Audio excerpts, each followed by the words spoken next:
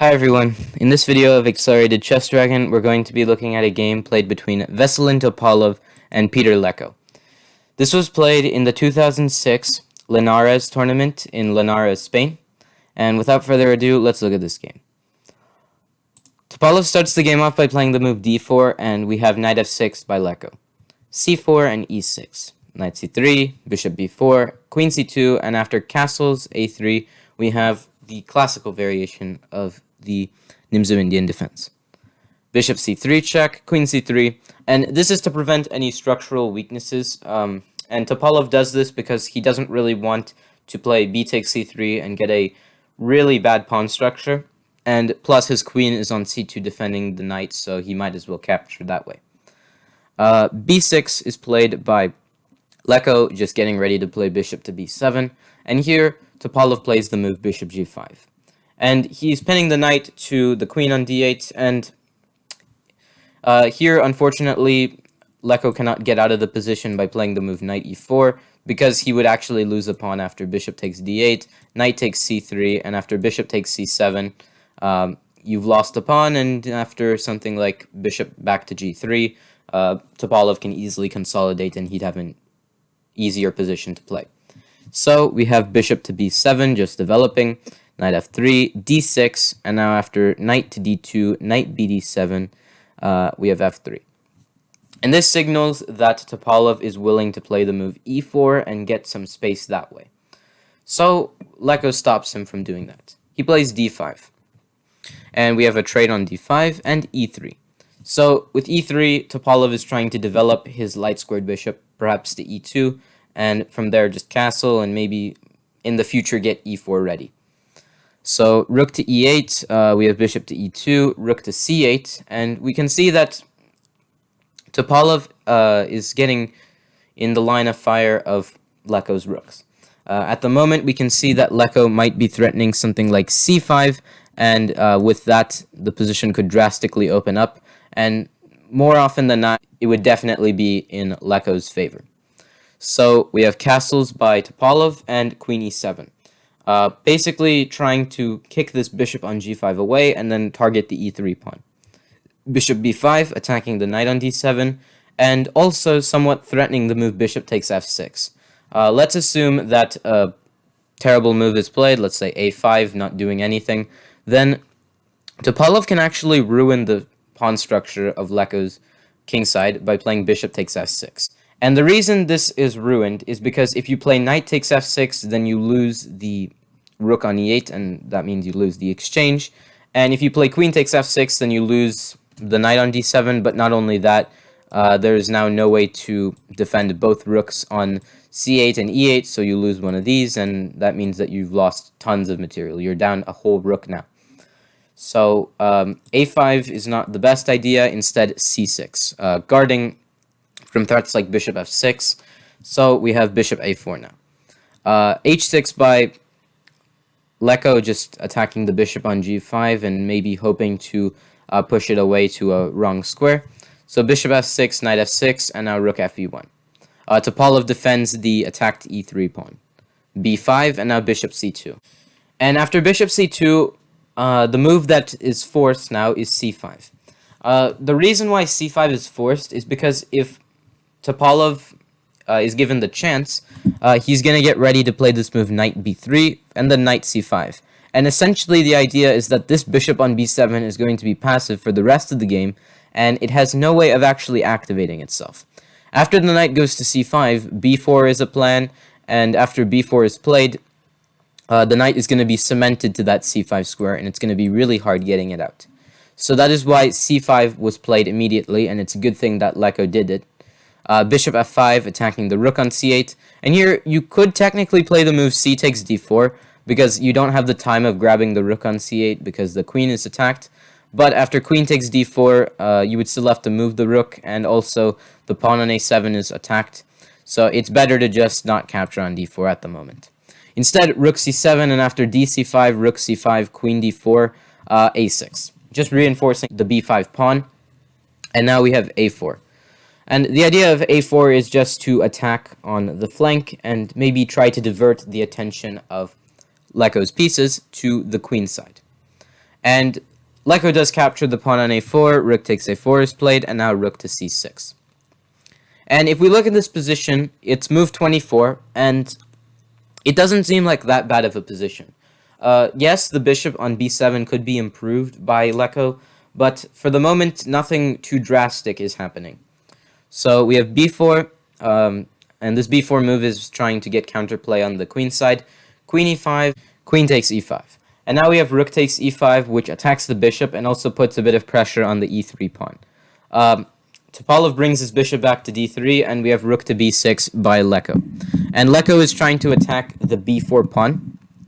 And now we have king to f2 by Topalov. And with king to f2, Topalov tries to reinforce the e3 pawn. Bishop c8, rerouting the bishop somewhere like f5, which trades the bishops off, and after rook a5, we have g6. Defending the rook on f5, and now after king e2, we have h5. So Leko is trying to grab some space on the king side, and meanwhile, Topalov is trying to perhaps fight for the queen side with his two rooks. So g3, and now king to g7. We have h3, preparing the move g4, and now knight d7. g4 is played, and after a trade of pawns, we have rook e5. It looks like this rook is a bit suffocated because the pawns that Topalov has can essentially kick the rook everywhere around the board, and it doesn't really seem like there's much that Leko can do about it.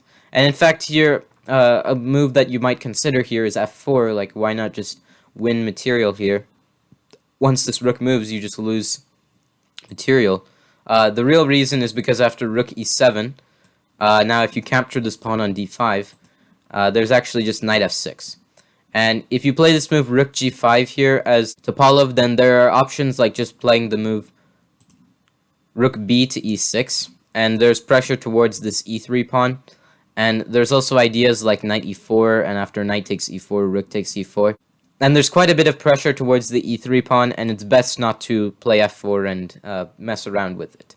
So king f2, just sidestepping the e-file.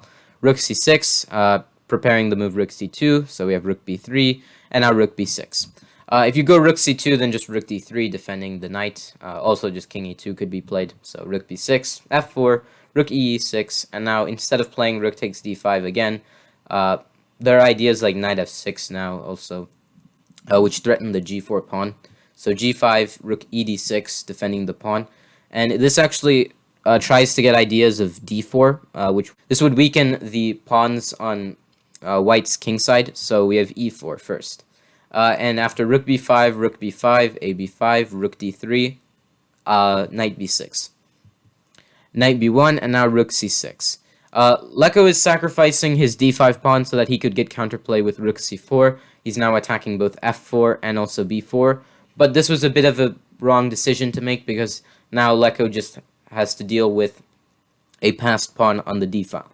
So king to f3, rook takes b4. He does win the pawn back, but now it's a question, how do you deal with the passed pawn?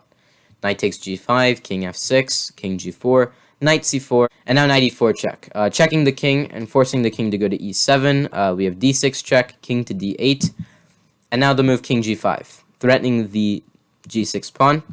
Knight b2, attacking the rook on d3. The rook goes to e3, defending the knight. Rook to d4, and now knight to f6. And here, Leko, if he doesn't capture the pawn on d6, is going to get checkmated. So rook takes d6, rook e8 check. But after king c7, rook to e2 is played by Topalov. And Topalov now is not only threatening the move rook takes b2, but he's also threatening the move knight e8 check, which would win the rook on d6. And the technique that Topalov uses to actually win after he wins material is quite interesting to see. So rook d1, rook takes b2, and now rook g1 check. King to h6 and king c6. Knight to e4, which threatens knight g5, which would then win the g6 pawn. So king d5, rook b4, king c6, rook d4, rook g4, and now knight f2. King goes to c5, and the idea is that if you capture the rook on g4, then king takes d4, rook to d1, and now this is trying to trap the rook after rook takes f4, knight d3 check, and you lose the rook on f4. So rook g2 check, king c4 check, king c3 check, and now king to b3. Rook takes g6, And the idea is that if you trade rooks, then you're not quick enough to push your pawn. So b4, f6, b3, f7, b2, and now after f8 queen, b1 queen. Then white actually is better because after queen c8 check, king d4, queen d7 check. You can see that Topalov's queen is slowly but surely coming up on Leko, and it's sooner or later with the queen-knight combination going to be very good for Topalov to try winning. So that is why after this rook takes g6, rook f2 is played, check on g3, king to c2, and now knight to d3. And after knight d3 was played, Leko actually decided to resign the game because it doesn't seem like there's much way of defending now. The basic plan that Topalov has is that if Leko plays something like rook f1, then there's king g5. Let's say rook to d1, there's now f5. And the idea is that after all of this, Topalov manages to queen before Leko, and now after queen f5 check, king c3, there's just queen b1. And there's no way of queening this b2 pawn anymore, so just king b3, and the king will now approach the b2 pawn, and it's all over. That is why after the move knight d3 was played, Leko resigned the game, and a very brilliant victory for Veselin Topalov. So I hope you all enjoyed the video, and if you have any suggestions or feedback for me, please let me know in the comment section, and stay tuned for more chess.